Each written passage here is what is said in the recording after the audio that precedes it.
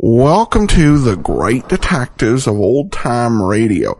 From Boise, Idaho, this is your host, Adam Graham. If you have a comment, send it to me, box13@greatdetectives.net. Follow us on Twitter at Radio Detectives and become one of our friends on Facebook, facebook.com/Radio Detectives. Before we get started, I do want to let you know that my first detective story, An Ounce of Prevention, is now available as an audiobook, and it is available at audible.com or through the iTunes store. We're in the process of getting the full-length novel Slime Incorporated recorded, but An Ounce of Prevention is now available, and you can pick that up.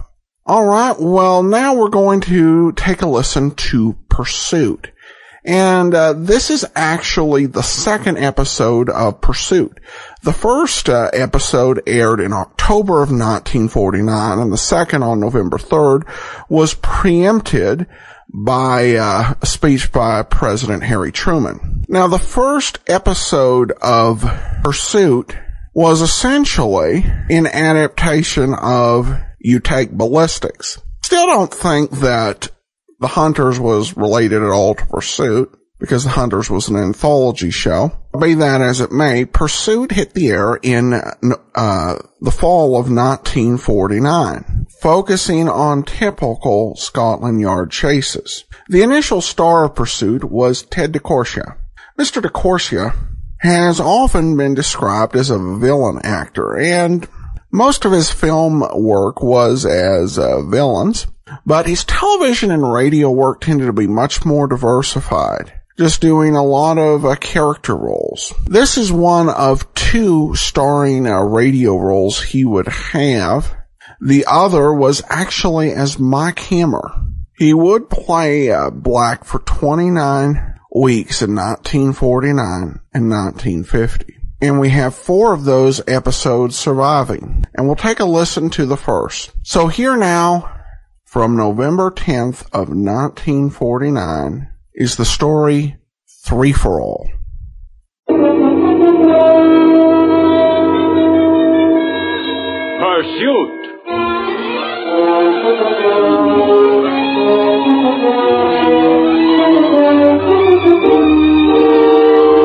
Pursuit. A criminal strikes and fades quickly back into the shadows of his dark world. And then the man from Scotland Yard, the relentless, dangerous Pursuit. When man hunts man. Now, with Ted DeCorsia starred as the famous Inspector Peter Black of Scotland Yard, we bring you tonight's story of violence and murder. Three for All.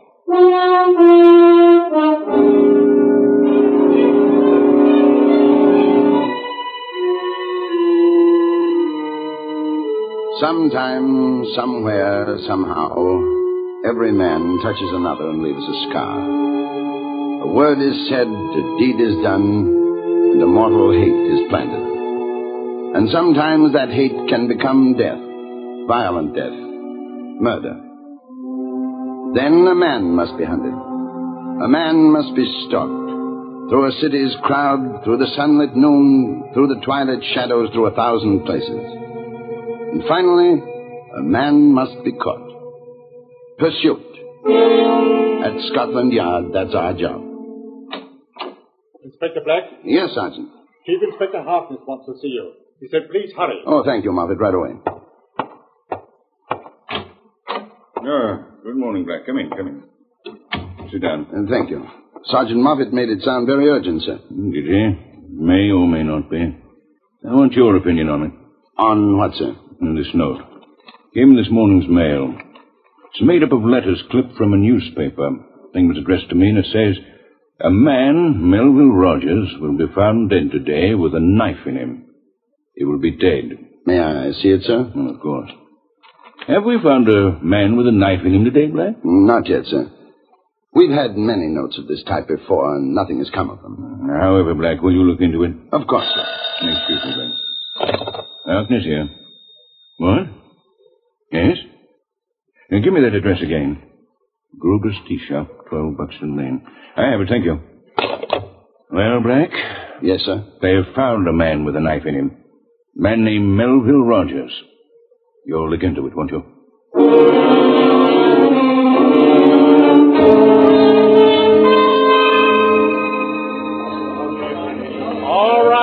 All right, you folks. Keep moving about your business. Stand back, please. This way, Inspector. In here, sir. Thank you, Mark. That one's Mrs. Gruber, the proprietor of the restaurant. I see. I shall want to talk to her in a few minutes. The deceased, sir. He was stabbed to death as you see him sitting at this table, looking out of the window. You've established his identification. Yes, sir. Name's Melville Rogers. Lived in Kensington. Known to Mrs. Gruber over there. Had his meals here every day. I see. And who are these other people? Those three? Customers, sir. Dining at the time Mr. Rogers was discovered dead. Tell me, Moffat, who noticed that he was dead? Mrs. Gruber, one of the customers? This one. I did, sir. Oh, I did all right. And who are you? Charles Bennett, sir. 2 N's and 1 T. I live in Quimby Street nearby. Did you get the name, sir? Charles Bennett. Yes, Charles Bennett.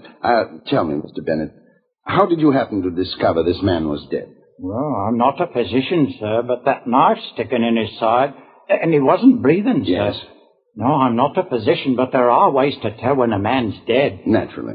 You noticed this as soon as you came into the restaurant? Oh, no, sir. When I came in, the place was crowded. Not a table. So I waited. Even when there was a place to sit, I waited. You might wonder why I did that, sir. Yes, I might. Well, you've noticed I have a withered arm. Yes, I had. I don't hide it very well, do I? Oh, it's not that I'm ashamed. It's not that at all, but... You were waiting for this particular table. Why? Because, well, it's obvious. It's the only table near the window. So I might sit and none of the other customers would notice my arms, sir. What do you do for a living, Mr. Bennett? Not much I can do. Odd jobs. Peddle newspapers. What one you might say for a wage. But sometimes I do a painting job on a house. But you see, sir, it's my arm. It's withered. There's not much a man can do with an arm such as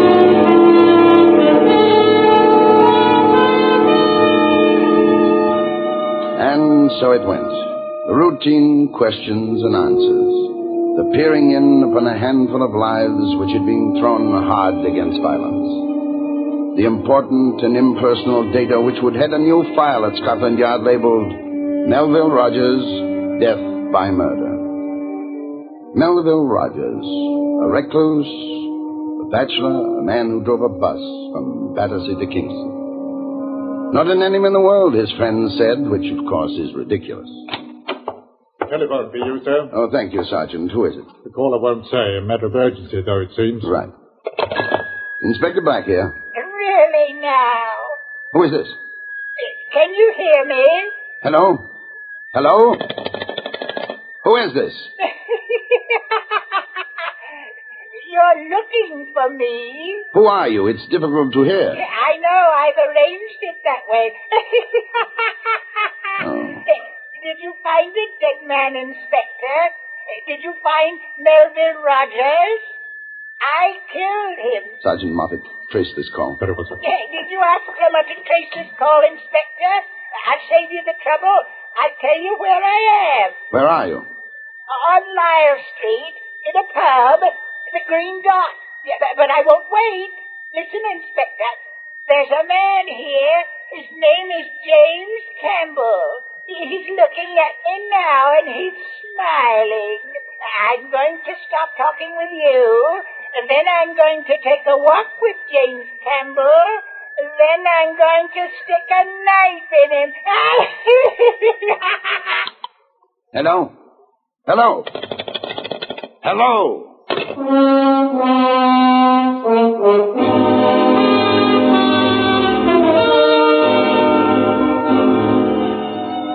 Lyle Street lies across the face of London like an open wound. It is a street that's well known to Scotland Yard. The brownstone buildings that line it present a facade of drab respectability, but within them is all that is depraved and vicious and corrupt. On Lyle Street, the essence of a man is measured in terms of his brutality. Here are the delicate refinements of crime. The long fingernails with razor blades beneath them for the slitting of pockets or of throats. The smirk of death painted on the lips of women. The Green Dot was no different from other basement pubs on Lyle Street. It had a massive door with a peephole through which a face peered out at you. And then you were permitted to enter because you were known. And because you were known, you were greeted with a bitter silence.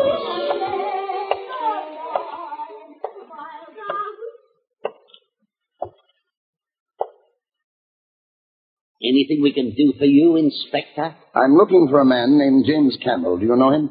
Now, there's a proper question, Inspector, and I'll give you a proper answer. No, I don't know James Campbell. Is any one of you James Campbell? It would be well to tell me if you are, because a man named James Campbell is going to be murdered. Oh, now there's an interesting bit of news, Inspector, and I'm sure all of us here appreciate it. Someone here telephoned me at Scotland Yard. Who was it, Arnold? Here. Now, you know better than to ask me that, Inspector. All sorts of people own to all sorts of places. There's no accounting for tastes, you know. How long is it since you've been in prison, Arnold? A year, 2. I don't rightly care to remember unpleasant things of that sort. It could be unpleasant again, Arnold, easily, quite easily. Beg your pardon, Inspector. Yes? There's a phone call for you. For me? Yes, in the booth over there. Oh, thank you. Like I say, Inspector, all sorts of people own to all sorts of places. Black here. Hello, Black Hawk. Yes, sir. I understand you're down there looking for a man named James Campbell. That's right, sir. But I had a telephone call just now. A person with a peculiar kind of voice. He said that James Campbell can be found at 12 Clover Crossing West. That's in Soho. Get over there at once. Right, sir.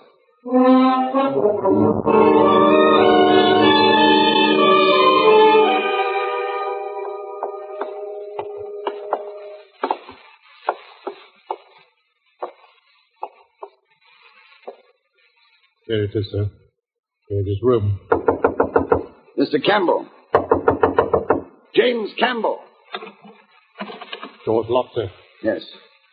Sergeant. Yes, sir.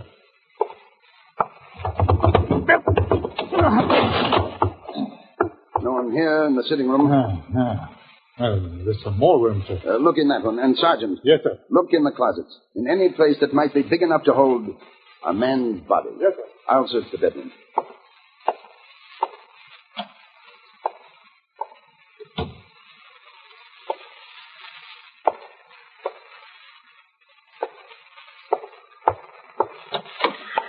The steam boiled through the bathroom door, obscuring everything. The whole place was a miasma of white enamel, hazy, drenched with birds of sweat.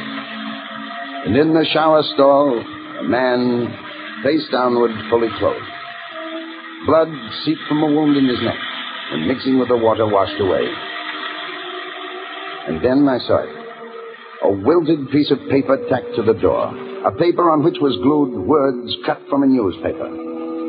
Mr. Campbell is dead, Inspector, it said.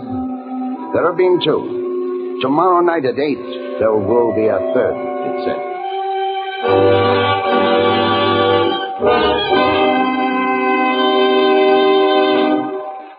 The second act of Pursuit will follow in just a moment. But first...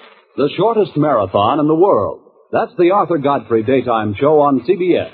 Every weekday, Monday through Friday, your man Godfrey entertains for 75 whole minutes, an hour and a quarter, and the time speeds by and nothing flat. Give a listen to Arthur Godfrey's Daytime Show every weekday on most of these same CBS stations. And now, back to the second act of Pursuit.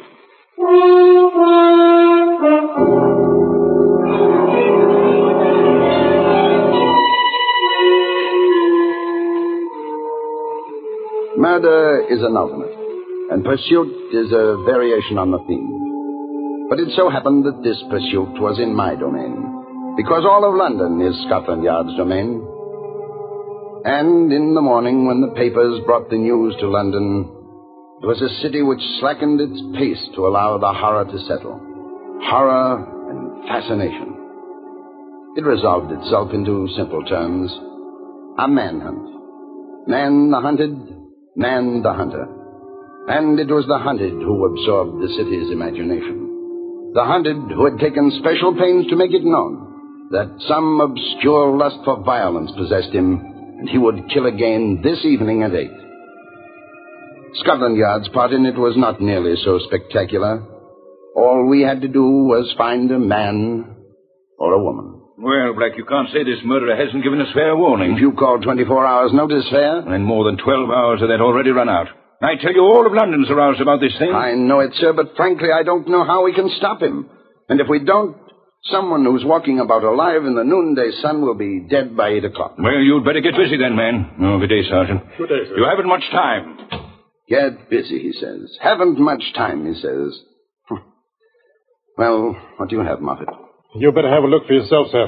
Here. The life histories of the 2 murdered men. That is, from what information we've been able to obtain. I see. Yes. The first man who was murdered, Melville Rogers, born in Chichester. The second, James Campbell, born in Guernsey. Mm-hmm. You see, Inspector, their paths never crossed until 1939. And it's the part that's important. Both joined the RAF as ground crewmen in 39. On the same day, trained in the same camp. I haven't had time to get their war record yet, if that's necessary. However, there's this. They were both discharged from the Sheffield barracks near Huntingdon. Yes, according to this, on the same day. Good work, Sergeant. Thank you, sir. You say Sheffield barracks near Huntingdon? On the main road, sir, as you approach it from the south. Call them. Tell them I'm on my way.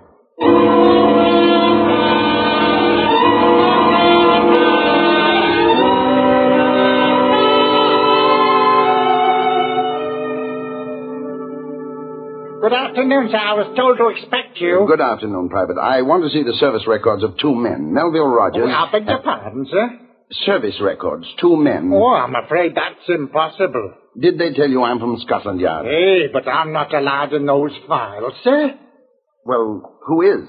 Is that proper, Private?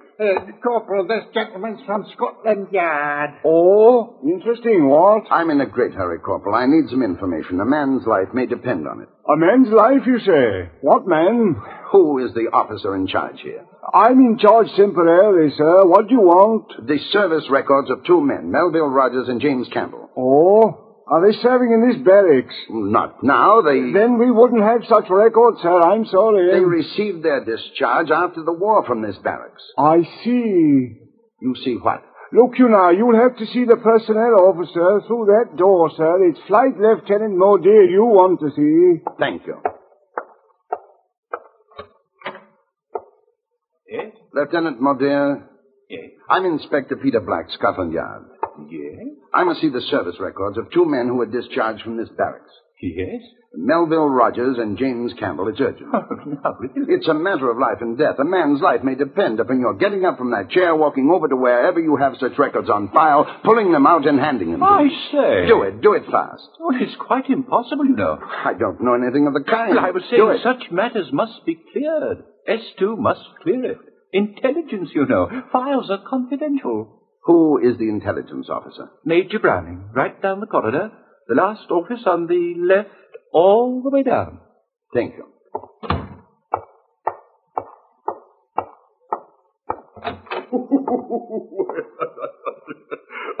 I say, that's a good one.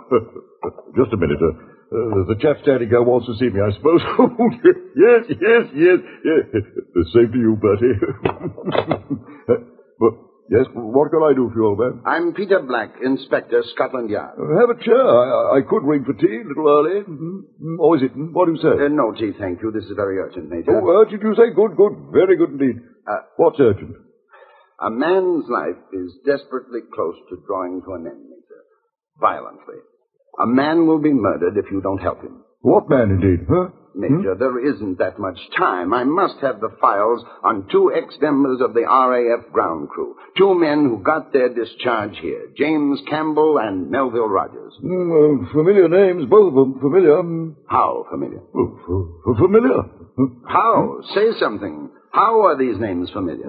Should be. I court-martialed them myself. Campbell and Rogers and... Yes, and what the devil was that other fellow's name? Can't think of it, can't we? Well, think of it. You must think of it. Name. Timothy Hahn, NMI, no middle initial. Timothy Hahn. That's what I want. I won't need the files if you can tell me why you remember them. Easy. On VE Day, these 3 rascals stole a plane. Swift, absolutely. Celebrating, loaded to the aileron. Stole a Lancaster, flew around, didn't fly badly for ground crew men. Ran out of gas, bailed out, plane crashed into a house. Killed a woman, Mrs. Edward Stanley. So that's it. Motive, revenge. You say a Mrs. Stanley was killed? How about her husband? Can't tell you a thing about her husband. Edward his name was, Edward Stanley. I tried to find him, make an adjustment, tried everything to find him. Fellow seems to have vanished from the face of the earth. Uncanny, wasn't it? Not really uncanny, Major. Do you mind if I use your telephone? I can tell you this, though. If you want Timothy Hahn, look in Covent Garden. A busker there. Can't miss him. Oh, colourful chap. Wears a red polka dot muffler. A colourful chap, yes. Thank you. Do you mind if I use your telephone? Yours, old boy. Operator, this is Inspector Black. Put me through to Scotland Yard. I want to talk with Sergeant Moffat. Hurry. I say, old boy, while you're waiting, would you like to hear the one Bertie just told me? It's funny, you know. Hello, Moffat. Inspector Black speaking. 2 things I want you to do.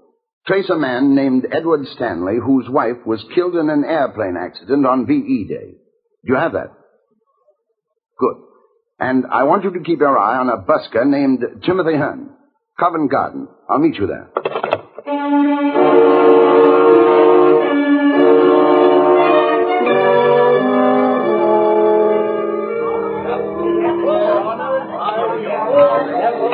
Sergeant Moffat. Hello, sir. Did you find anything on Edward Stanley? Not a thing, sir. There's no trace of it. The busker, Timothy Hahn. He's right over there, sir, entertaining the crowd. A clown dances and sings on a sunlit street. And the grotesque shadows that mimic him are death. I watched Timothy Hahn, the busker, perform for the queue waiting outside the theater. He was a little man with a clown's radiant face. He wore a silk polka dot muffler and tied nattily around his throat. His clothes were frayed, but somehow he managed a kind of regal elegance. Then he passed through the crowd rattling a tambourine. Some dropped coins into it, some didn't. Then he was standing in front of me. Did you like my pantomime, sir? Always aim to please, I do. And you know, I perform for the best I am. It was fine. Here, Timothy. Oh, thank you, sir, thank you. I say, may I ask how you knew my name? It's not often we buskers are given any kind of billing from our beloved public. Is there somewhere we could talk? Oh, I'll go on again in a few minutes, sir. Acrobatic dance. Perhaps we could have a nice talk some other time. Good day, sir. I'm Inspector Black, Scotland Yard, Timothy. Oh. A fellow professional, you might say. Well, that sort of puts a different light on it. We can talk over here by the vegetable stall, Inspector. Very well. Well, sir, it's true I don't have a performer's permit, but then a chap's got to do something, you know. What's the fine, Inspector? You once knew 2 men named Melville Rogers and John Campbell. That was a long time ago, Inspector. I've already done penance for that. Rogers and Campbell were murdered. Did you know that? Yes, I did. How did it affect you, their dying? After our court-martial, we never spoke to each other again. I guess it was the ugly shame of it. Of all of it. Their death, how did it affect you, Timothy? I try not to think about it, sir. Timothy, this is a hard thing to tell a man, but I must. The murderer has established a pattern. I believe you are part of that pattern. Do you mean he wants to kill me too? But why? I've never harmed anyone. Except... Exactly. except the woman who was killed in that unfortunate airplane incident. And someone who loved her very much is the man we're looking for. Before he murdered, he sent us a note. Each time there was a note announcing his victim's death. He announced yours would take place at 8 tonight. What? And that doesn't give us much time, me or you. What shall I do, Inspector? Actually, there's nothing for you to do. You're to act as you always act. One of our men will be with you all the time. You won't see him, and you're not to look for him. But I want you in your own home before 8 tonight. Before 8? Right, Inspector.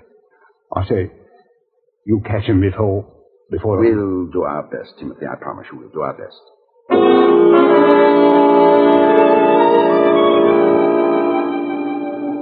There was no turning back now. I had made a choice and accepted a responsibility. And if I were wrong, I was offering up a frightened busker named Timothy Hahn as a sacrifice to a madman. It was a setting for murder. The background was precise. A dismal corner where Marylebone Road crosses Oxford Street, damp beneath an early evening drizzle where the wetness had spread the reflection from the street lamps into a yellow film. A corner where Timothy Hahn lived. A corner of shadows and silence. At 7, a police cordon was lined around the block. A few minutes before 8, I was standing in the doorway next door to Timothy's, waiting.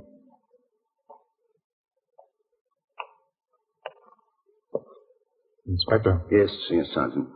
Everything's ready. Good. All the intersections covered? Yes, sir. No one can possibly get through. Except the busker, except Timothy Hahn and whoever might be following him, if it's a stranger. Exactly, sir. All right, off the street now, Sergeant, in this doorway with me. Yes, sir. Sergeant. Sir? The underground entrance. Look at it. I think so, sir. The busker. Yes. On time. Right on time. Why, he seems to be drunk, sir. He's not drunk. Let's go. Timothy! Timothy Hahn!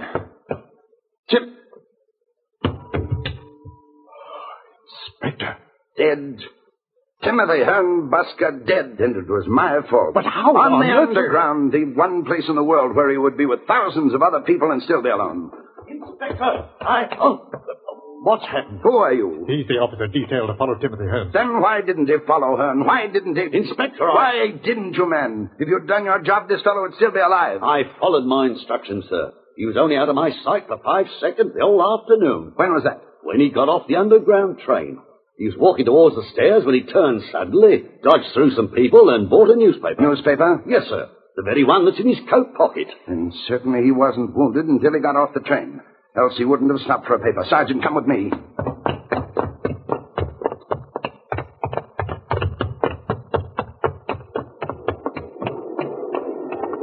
You think we'll find him, sir? What? I said, do you think we'll... Wait here, Sergeant. Cover this exit. Are there any others? No, sir. Did you just spot him, sir? You're sure there are no other exits? Only the emergency ones inside the tube. We'll not let him get that far, will we, Sergeant? And be careful. Our man is insane. I want no innocent people killed. Yes, sir. Inspector. Yes, Sergeant. You'll take care, won't you? Oh, thank you, Mother. Now I'm going to see a man about a newspaper. Evening paper, sir. Evening Standard, latest edition. Paper, sir? How long have you been selling papers here, Mr. Stanley? Oh, you made a mistake. You have. My name's Charles Bennett. So you remember me, Mr. Stanley? Mr. Edward Stanley? Your face does have a familiar look, but you're very wrong about who I am. It's Bennett that I'm called. Everyone knows that. Bennett, the one with the withered arm. That's how they called me. Man of war work, that's me. And how is Mrs. Stanley, Mr. Stanley? Don't speak her name. Perhaps I can tell you. Your wife was killed, wasn't she, Mr. Stanley? By an airplane that crashed into your house. By 3 tragic men who were celebrating VE Day. Isn't that how it was, Mr. Stanley? I'll kill you. I'll kill you. Her name's not to be used by scum like you. They were all that to you, weren't they? Rogers, Campbell, and now Hahn, dead. As you wanted them, dead. The circle is complete, isn't it, Mr. Stanley? No, not quite. Not quite. Put away that gun. There are innocent people here. Innocent? You're all guilty. Guilty! Sergeant Moffat, head him off. Come on, Inspector. Come and get me. Inspector, there he goes. He's on the track. Stanley! Stanley, come back here!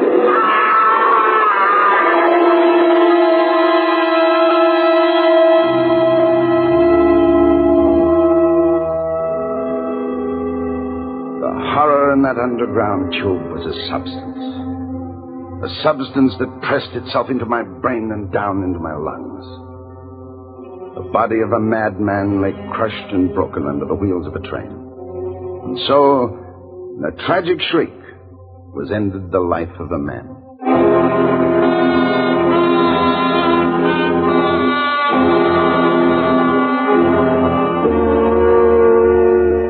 A man is hunted.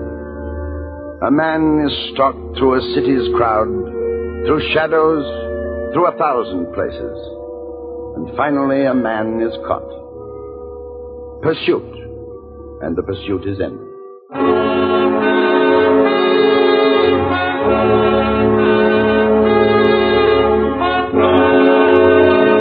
Welcome back. There actually was a story similar to this later on Broadway is My Beat. Although we are missing the credits on this one, it's not a stretch to say the same writer wrote this. An interesting episode. There was still, I think, some parts where they're kind of working on developing the feel of the show, particularly when Peter Black got invited into his superior's office.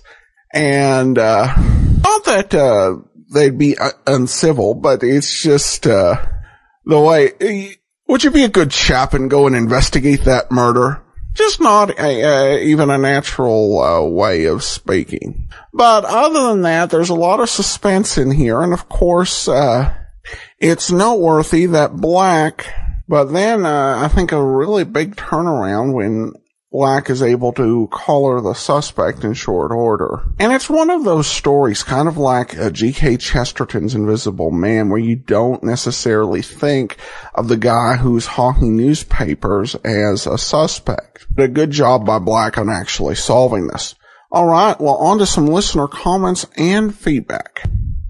Well, we turn now to some listener comment and feedback. And I have an email here from Roderick, who says, thank you for playing so many of my favorite detective stories. As a child of the 80s, I miss the golden age of radio, where imagination played such a large part of entertainment. Fortunately, one of the local radio stations played programs such as Dragnet and The Shadows, and engendered a love of the genre. I've listened to the entirety of your podcast, including all of Dragnet, and have enjoyed most of the choices you've made over the years. Again, I thank you. Well, I appreciate you taking the time to email in from Ontario, Canada. And I hope that you'll be listening when we start Dragnet again in just a few weeks coming this August. And hopefully I'll have more insightful commentary and better quality sound, which is always going to be a plus. All right. Well, that will do it for today. We will be back tomorrow with Pat Novak for Hire, and join us next week for another episode of Pursuit. Send your comments to box13@greatdetectives.net, Twitter @Radio Detectives, and Facebook.com/Radio Detectives. From Boise, Idaho, this is your host, Adam Graham, signing off.